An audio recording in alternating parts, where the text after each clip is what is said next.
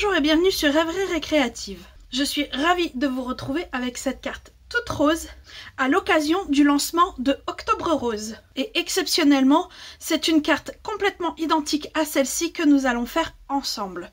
Pour réaliser cette carte, il vous faut une base de cartes qui fait 21 sur 14 avec un pli à 10,5. Ma couleur choisie est le pierre rose poli. Il nous faudra également une chute de la même couleur, ainsi qu'une de blanc simple, une autre de papier métallisé or et une de papier velin chatoyant. Ce papier est vendu en lot avec plusieurs autres couleurs qui sont de la gamme Incolor 2021-2023. Pour ceux qui ne connaissent pas le papier velin, en fait c'est un papier assez transparent.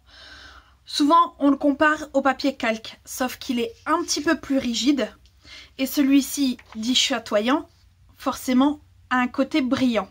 On va commencer par faire toutes nos découpes. Et pour ça, j'aurai besoin de mon set rectangle surpiqué et de mon set poinçon de tournesol. Dans mon pierre rose poli, je vais découper le plus grand rectangle de ma collection. Et pour ce set-ci, ce sera tout. Pour le set des tournesols, dans le papier velin chatoyant, on va lui découper une fois la forme pleine du tournesol, ainsi que dans le blanc.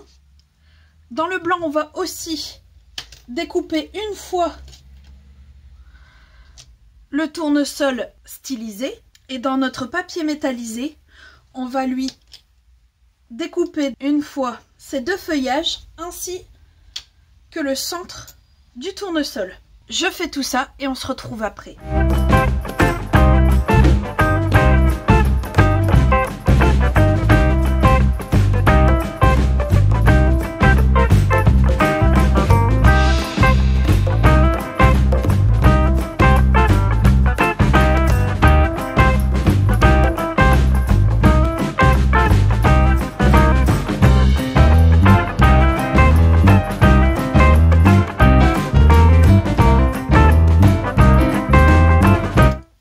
Cela fait, on met tous les éléments de côté à part notre rectangle surpiqué.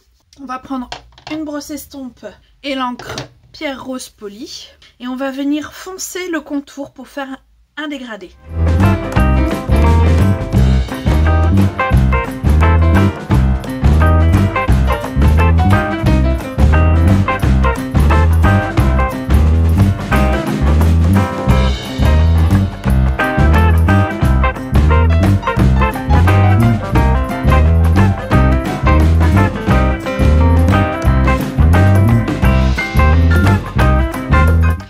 Une fois ça fait, on peut mettre notre rectangle surpiqué sur le côté.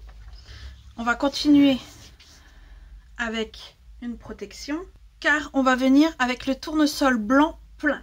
Un peu d'eau et un pinceau. Et on va mettre un peu d'encre dans le fond. Pour ça, il faut venir simplement appuyer comme ceci, pour qu'il y ait de l'encre dans le fond. Si vous n'y arrivez pas, posez-le à terre, appuyez avec votre talon légèrement. Une fois qu'on a ça, on prend un peu d'eau et on va venir récupérer le plus d'encre possible et on va venir projeter l'encre sur notre tournesol. À vous de juger quand il y aura assez de projection pour vous. En fait, c'est pour faire un contraste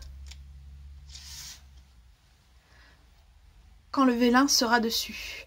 On va le laisser sécher tranquillement sur le côté et on va reprendre les autres éléments. Donc je vais venir poser le squelette du tournesol au-dessus du tournesol plein en vélin, mais sans faire attention où va comment. Car je vous explique, normalement, 1, 2, 3, 1, 2, 3, on peut les superposer exactement comme il faut. Vous voyez? Mais moi, c'est pas mon but. Je veux pas vraiment qu'ils soient posés également. Je veux qu'ils soient seulement superposés pour donner un petit côté relief. Donc le squelette du tournesol, je vais le coller directement sur le vélin avec de la colle liquide que je vais seulement mettre ici autour. Le squelette de mon tournesol blanc est posé sur le vélin. Je vais pouvoir poser le vélin sur celui-ci. Et là, pareil, je ne vais pas chercher à ce qu'il soit correctement mis l'un sur l'autre. Je vais le poser avec de la colle liquide. Mais pour éviter qu'elle se voie comme ici, je vais avoir besoin de mon tapis de silicone et d'un doigt éponge. Donc, je vais mettre un peu de colle sur le tapis et venir le récupérer avec le doigt éponge. Et je vais venir tout simplement frotter légèrement le tournesol. On a l'impression qu'il n'y a pas de colle, mais en fait, il y en a. Et c'est le but en fait, que la colle ne se voit pas. Donc je pose et je vais mettre un poids dessus le temps que la colle prenne bien. Voilà, la colle a bien pris, comme vous pouvez le voir. Il colle correctement. Je vais pouvoir venir poser le centre avec une mousse 3D et disposer le tout sur notre rectangle surpiqué.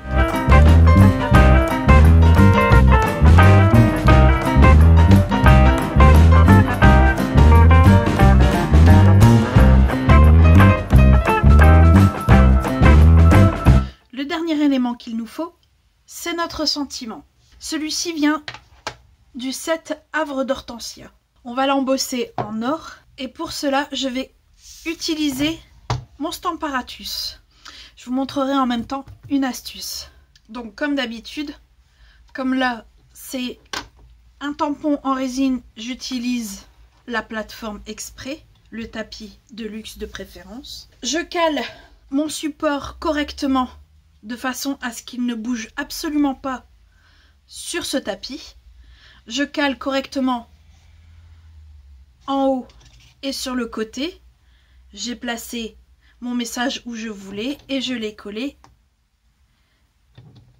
sur le battant. Jusqu'ici, rien d'exceptionnel.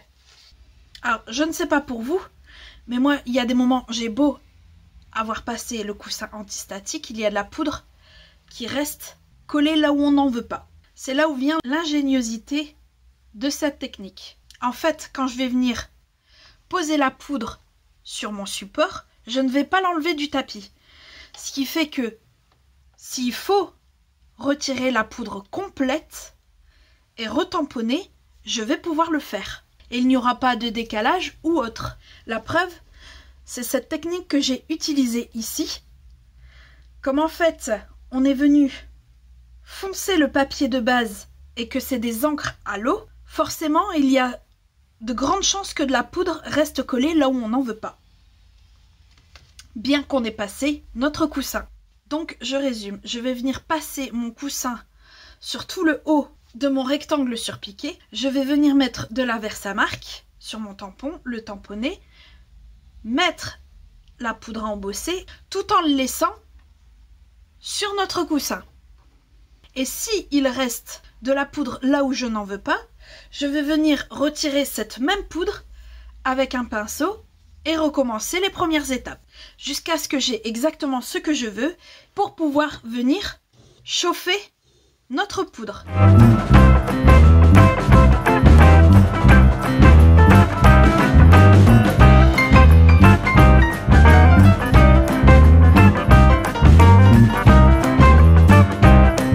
J'ai eu de la chance cette fois-ci, ça a marché du premier coup. Le seul défaut que j'ai trouvé au coussin embossé, c'est que forcément il laisse des traces. Mais bon, normalement, il suffit, une fois que vous êtes sûr que ce que vous avez embossé a bien pris, il suffit de passer un peu de pinceau, un chiffon pour retirer. Voilà. Tout le talc qu'il y avait sur le support. Il ne nous reste plus qu'à prendre notre base de cartes et des mousses 3D. Donc on va venir mettre en forme notre base. Voilà. Et on va venir mettre des mousses derrière notre rectangle surpiqué pour pouvoir le poser sur notre base.